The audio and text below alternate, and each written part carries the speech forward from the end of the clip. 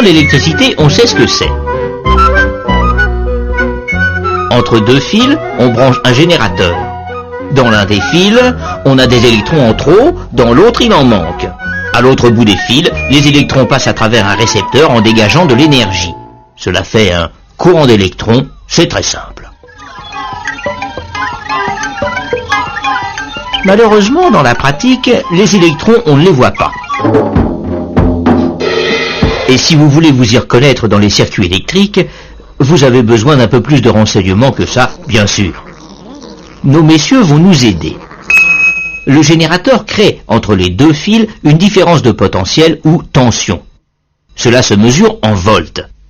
Merci, monsieur Volta. Le générateur, cela peut être une pile, un accumulateur d'auto ou tout simplement une prise de courant. Le récepteur, cela peut être une lampe, un fer à repasser, un radiateur électrique, enfin quantité d'appareils plus ou moins puissants. La puissance, cela se mesure en watts ou en kilowatts. Merci, monsieur Watt. Dès que le récepteur est branché sur le générateur, il passe un courant. Et il n'est pas nécessaire d'être diplômé en électricité pour comprendre que si on branche une lampe 2 fois plus puissante, il va passer un courant 2 fois plus intense. Ceci à supposer que les volts n'aient pas changé. L'intensité du courant, cela se mesure en ampères. On pourrait la mesurer bien sûr, mais ce n'est pas la peine.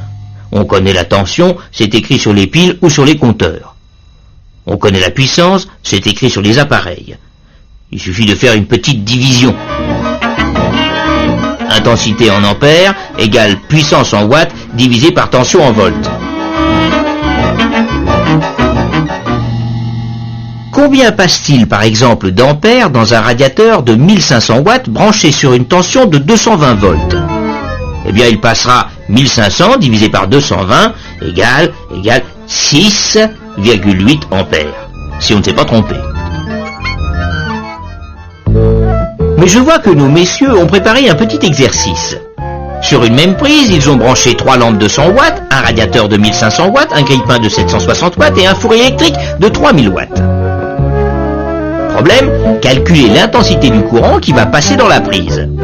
Eh bien c'est simple, 100 plus 100 plus 100, plus 760, plus 1500, plus 3000.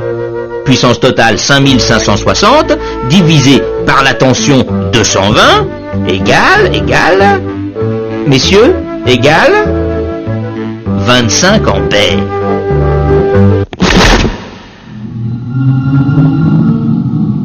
Eh bien non, il n'est rien passé du tout, ou plutôt il est passé tellement d'ampères que les fils ont chauffé. L'isolant a brûlé et le courant, trop content bien sûr, est passé directement.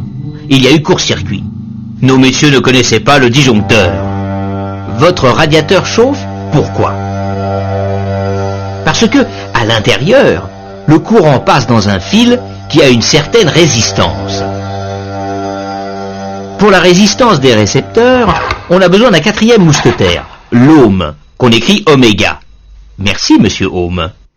Cette résistance, on pourrait la mesurer, mais ce n'est pas la peine non plus, car cela se calcule très facilement. Résistance en ohm égale tension en volts divisé par intensité en ampères. Votre radiateur, qui laisse passer un courant de 6,8 ampères, aura une résistance de 32 ohms.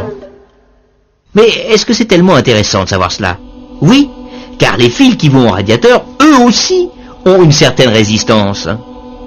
S'ils sont trop fins, trop longs ou en mauvais état, ils peuvent avoir la même résistance que le radiateur, et ils vont dégager autant de chaleur que lui.